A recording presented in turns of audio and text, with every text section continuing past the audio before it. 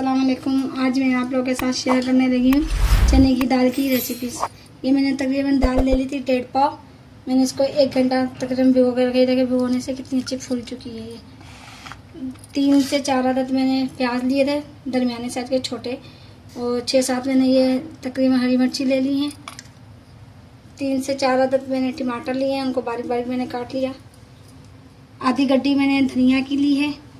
1 चम्मच मैंने 1.5 चम्मच मैंने लाल मिर्ची ली है। 1 चम्मच नमक लिया है।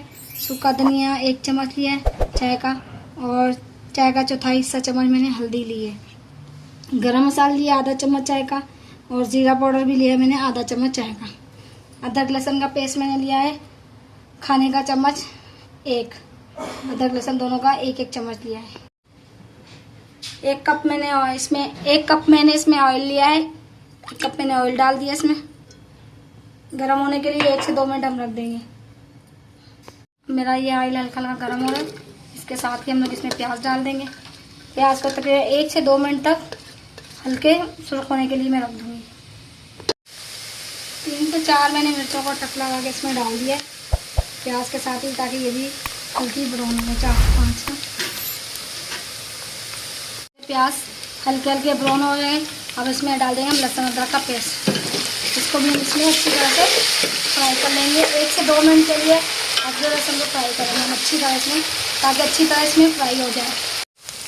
ये देखिए मेरे लहसुन अदरक हो चुका है हल्का हल्का फ्राई। अब हम इसमें साथ इसके डाल दूँगी टमाटर, जो मैंने बारीक बारीक काट के रखे हुए थे। देखिए मैं जीरे को हल्का हल्का हाथ की मदद से हल्का सा इसको दबा के हल्का सा पीस लिए रखें। हल्का हल्का इसको पीस लें ताकि इसमें खुशबू अच्छी से आएगी।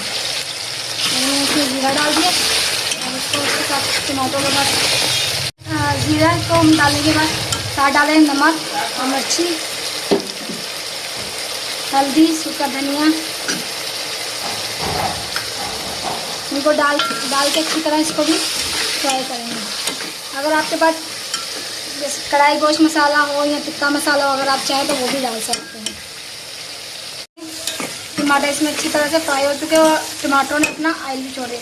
अब हम इसमें डालेंगे दाल, जो मैंने तकरीबन 1 घंटा पहले भिगो के रखी थी। अच्छी तरह से इसको मिक्स कर लूँगी, और 2 से 3 अदद में इसमें गिलास पानी के डालूँगी, ताकि दाल इसमें गल जाए। दाल तकरीबन हो चुकी है तैयार अच्छी तरह से। ये देखिए मेरी दाल हो गई तैयार, बिल्कुल अच्छी तरह से गल चुकी है।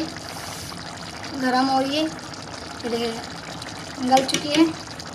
अब इसमें मैं डाल दूँगी ये हरी मिर्ची, मैंने 3 से 4 अदद मैंने काट के रखी थी, उनको डाल दूँगी। ये गरम मसाला था वो ऐड कर दूँगी। ऐड करके इसको हल्की आंच पे 5 मिनट के लिए दम पे रख दूँगी, ताकि ऑयल अपना इसमें छोड़ दे, इसमें ऑयल आ जाए। हरी धनिया, उसको ढक के 1 मिनट के लिए और हल्की आंच पे रख दूँगी। दाल फ्राई बन गई। आप इसको घर में ज़रूर ट्राई करें, आप लोगों को बहुत पसंद आएगी। और अपनी दुआओं में मुझे हमेशा याद रखें। मेरे चैनल सब्सक्राइब करें, लाइक करें, शेयर करें। अल्लाह हाफिज़।